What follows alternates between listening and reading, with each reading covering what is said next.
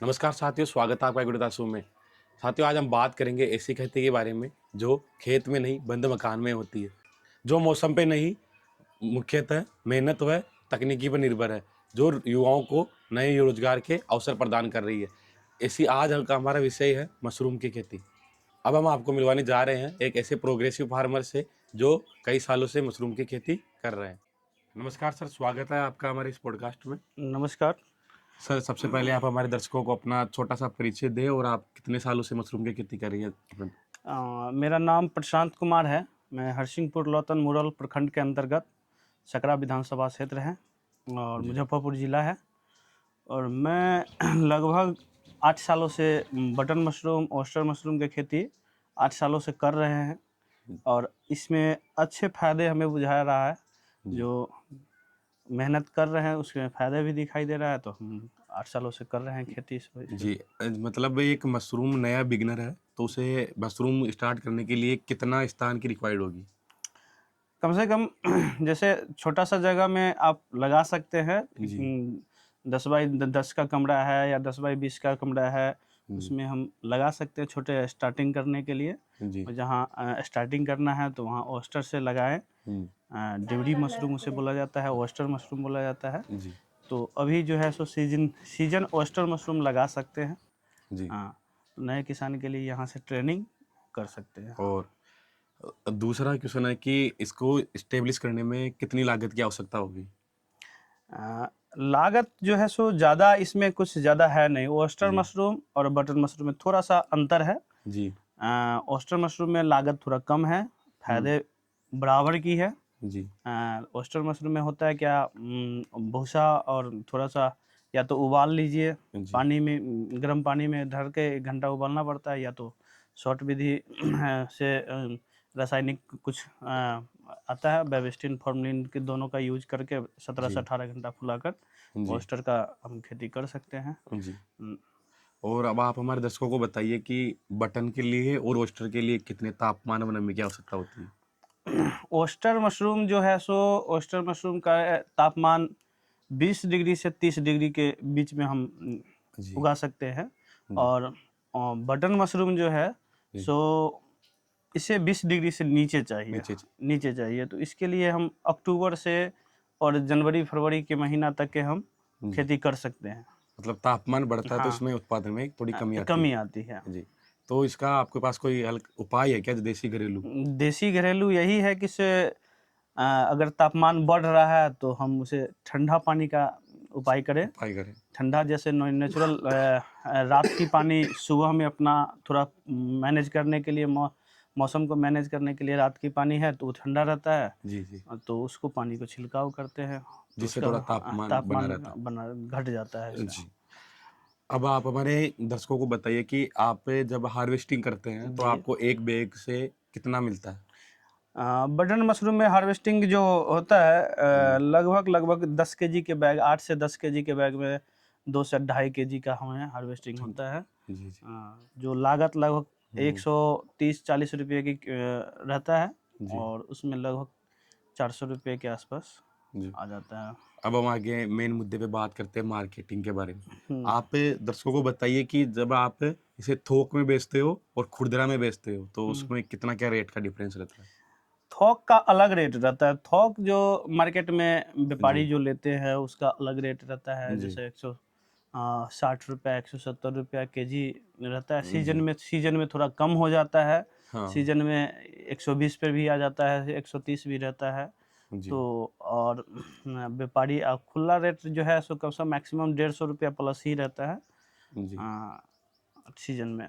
और इसको मतलब आप ये खुद ही पैक करके किसानों तक बेचते जी, हैं? जी, और हम पैक करने से उसका रेट में थोड़ा बहुत बढ़ता है या? जब पैकिंग पीपीज पैकिंग होता है उसमें थोड़ा-सा रेट डाउन रहता है। अच्छा। पैनेट पैकिंग रहता है तो उसमें रेट थोड़ा-सा 10-20 रुपया एक्स्ट्रा मिलता है। रहता है। जी। तो दोनों में अंतर है, हुँ। मार्केटिंग में थोड़ा-सा अंतर होता है कि जैसे पैनेट में सुरक्षित मशरूम रहता है, 2 दिन 3 दिन आराम से चल जाता है।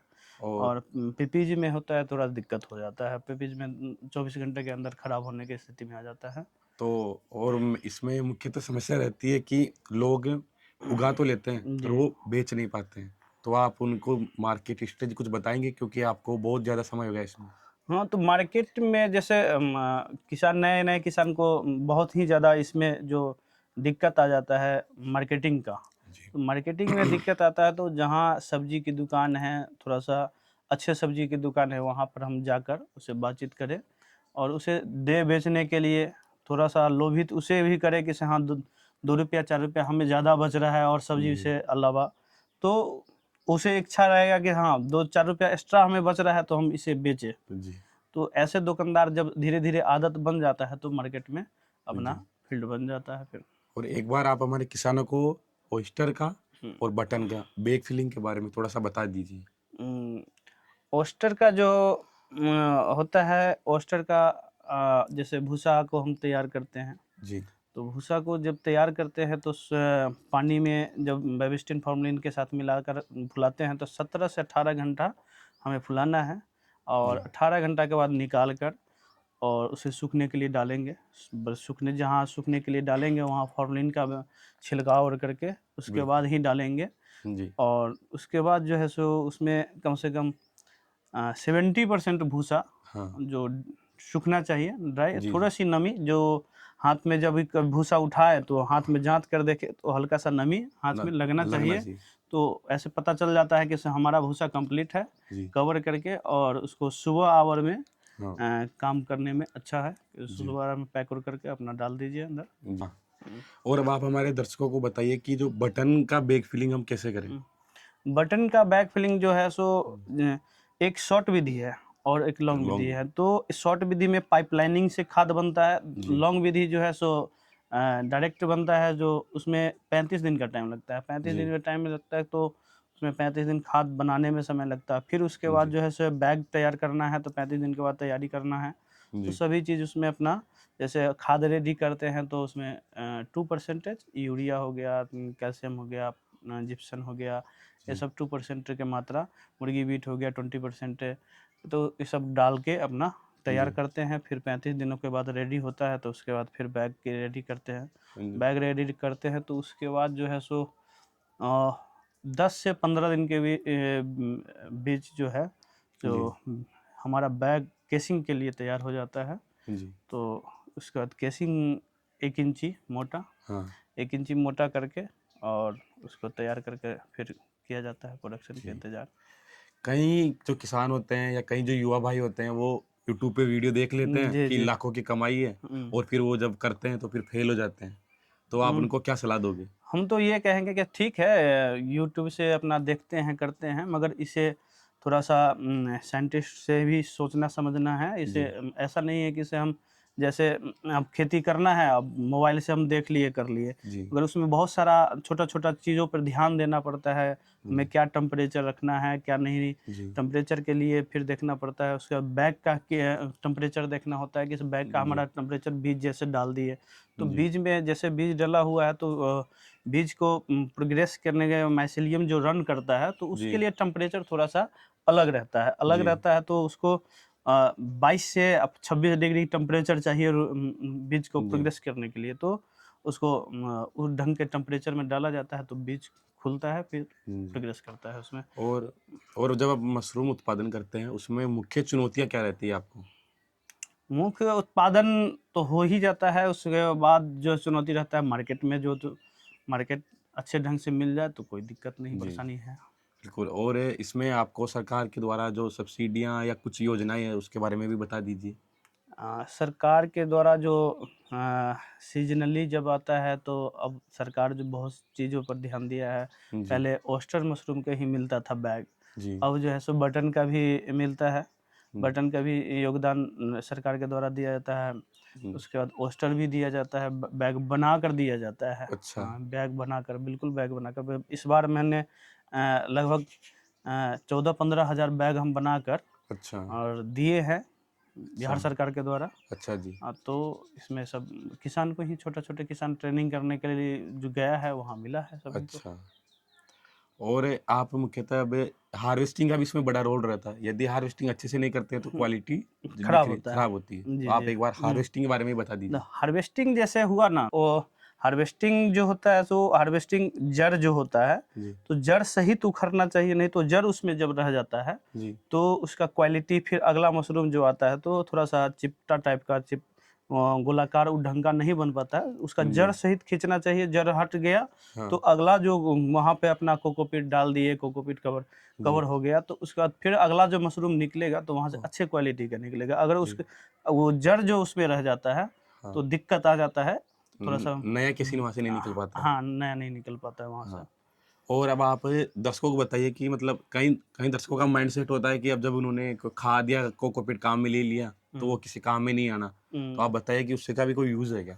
बिल्कुल, ये जो कंपोस्ट है ये हमारा, ये कंपोस्ट जब खराब हो जाएगा मतलब यहाँ से हम हटा देंगे बैग को, जी तो ये बैग को बिल्कुल सही जगह पे डाले और सही जगह पे हम निकाल कर रख दे और कम से कम 1 साल तक के इसे सड़ने दे, गलने दे। जी जब सड़ गल जाता है तो इसको खेत में फिर यूज कीजिए। जी और इसमें जो खेत में जो डलाएगा तो उसमें रासायनिक जो खाद खेतों में डालते हैं जी उसे कम करें, उसे बिल्कुल कम करके, और खेत की जान भी बनता है इससे, बिल्कुल मजबूती हो जाता है और अच्छे फसल होता है इसमें। जी। मतलब कई किसानों का ऐसा होता है कि जैसे वो उगा तो लेते हैं पर बेच नहीं पाते, तो हम उसका कुछ जैसे बाई प्रोडक्ट बना भी सकते हैं क्या मशरूम का? हाँ, बटन का तो भाई प्रोडक्ट जो है सो इसमें या तो इसे बेचा जा सकता है या तो कैनिंग किया जाता है। जी जी तो कैनिंग करने के लिए इसमें बहुत टफ है, जी बहुत ज़्यादा खर्च है, मगर जी ऑयस्टर मशरूम के लिए प्रोडक्ट और सब बन सकता है इसमें। जी जैसे ऑयस्टर का ड्राई बनाकर हम उसका पापड़ तैयार कर देते हैं, मिक्सचर जी तैयार करते हैं, बिस्किट का तैयारी होता है। जी तो बड़ी है, अदौरी है, जी ये सब सारे आइटम को हम तैयार करते हैं जी। ऑयस्टर मशरूम का। और मशरूम उत्पादन में कई बार किसान क्या करते हैं कि गलत जगह से स्पॉन ले आते हैं। अगर वो गलत स्पॉन का चुनाव करते हैं तो फिर उत्पादन में कमी आती है और बिल्कुल। फिर वो लोगों को दोष देते हैं कि हमारा उत्पादन कम हुआ। तो स्पॉन का कितना योगदान है इसमें? स्पॉन का भी बेस्ट क्वालिटी जो स्पॉन जो होता है, जी जो बीज तैयार करके जो बेचते हैं, बीज से बीज तैयार कर देते हैं तो जी उसमें थोड़ा दिक्कत आ जाता है। कल्चर से जब तैयार किया जाता है तो वो बेस्ट तरीका है। कल्चर जो डाला जाता है बीज में तो वो अच्छे ढंग का प्रोडक्शन देता है। जी बीज भी महत्वपूर्ण चीज़ है कि बीज किस टाइप का है। हाँ, तो यदि अगर बीज ही गलत होगा तो हाँ, फिर उत्पादन में कमी आनी है। बिल्कुल। जी ये पैकिंग का जो काम है इस ढंग से, और अच्छे ढंग से पैकिंग जो ये क्लीन ढंग से पैकिंग करना चाहिए।